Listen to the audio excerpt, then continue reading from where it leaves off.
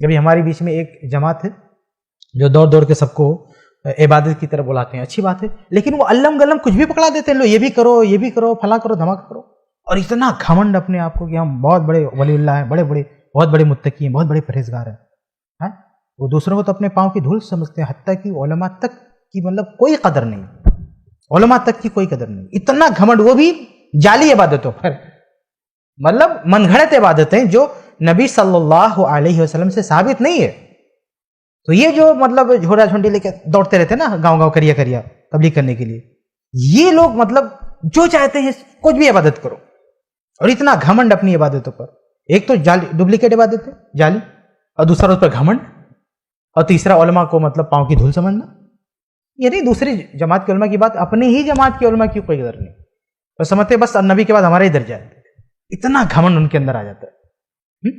اب کوئی اہل توحید میں سے ہے، قرآن و حدیث کی پیروی کرنے والا ہے، جیسے میں یہ بات کرنے والا ہے، تو عام طور سے ہمارے یہاں ایک کمی ہوتی ہے، عبادتوں میں کمزوری ہوتی ہے۔ ایک پلس پوائنٹ ہے ہمارے یہاں کہ ہم اپنی طرح سے عبادتیں نہیں بناتے ہیں، جو نبی صلی اللہ علیہ وسلم نے سکھایا وہی کرتے ہیں، لیکن ایک کمزوری ہمارے یہاں دیکھنے میں آتی ہے کہ جو ثابت ہے اس میں بھی تو ہم کمزور رہتے ہیں، اس پر عمل کرنے میں عمل کی کمزوری ہوتی ہے۔ یہ لوگ جب کبھی ہم سے ٹکرا جائیں گے غلطی سے، تو ان کو پتا ہے کہ ان کی کمزوری کیا ہے۔ اگر ان کو سمجھاؤ کہ یہ بدعت ہے، یہ غلط ہے، مت کرو، تو یہ کیا کہیں گے ٹھیک ہے جو ثابت ہے وہ تو کرو،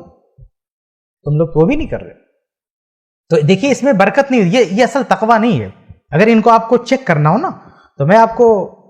ضابطہ دیتا ہوں، آپ اس سے چیک کر سکتے ہیں کہ کتنے پانی میں ان کا تقویٰ، سمجھ میں؟ یہ جو آتے ہیں آپ کے سامنے تبلیغ کرنے کے لیے، سمجھانے کے لیے نا، آپ ان کی بات سنو 5 منٹ بیٹھ کے اطمینان سے، جب وہ کہہ چکے ہیں نا تو ان سے ایک سوال کرو کہ بھائی آپ نے اپنے ابا کی جائیداد میں اپنی بہن کو حصہ دیا ہے؟ ابھی دودھ کا دودھ پانی کا پانی ہو جائے گا، کتنا تقویٰ ان کے اندر ہے، سمجھ رہے ہیں؟ تو جہاں مال کا مسئلہ آتا ہے نا، وہ سب تقویٰ نکل کے سامنے آ جاتا ہے۔ ہر آدمی اگر متقی ہے تو ہر معاملے میں متقی ہونا چاہیے نا۔ یہ کون سی تیری نماز ہے جو تو اپنی بہن کا حصہ ہڑپ کر کے رکھا ہے اور کہتا ہے کہ میں تبلیغ کرتا ہوں، کہہ رہا ہے کہ میں نماز پڑھتا ہوں، روزے رکھتا ہوں؟ کہاں ہے بھائی؟ نماز تو برائیوں سے روکتی ہے نا، کون سی نماز تو پڑھ رہا ہے کہ دوسرے کی پراپرٹی کا، دوسرے کا مال ہڑپ کر کے بیٹھا ہوا ہے؟ تو یہ لوگ اگر سمجھانے آئے نا تو پکڑ کے پوچھو،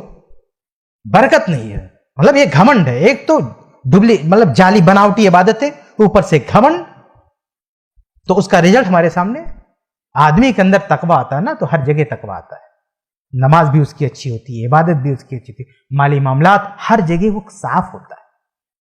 یہ کوئی تقویٰ نہیں ہے کہ ماتھے پہ نماز کے نشان ہو اور کروڑوں ہڑپ کر کے بیٹھا ہوئے۔ تقویٰ متقی آدمی، چور آدمی ہے، ڈاکو ہے، اور اس کی یہ نماز جو پڑھ رہا نا، اٹھا کے اللہ تعالیٰ دوسرے کو دے دے گا قیامت کے دن۔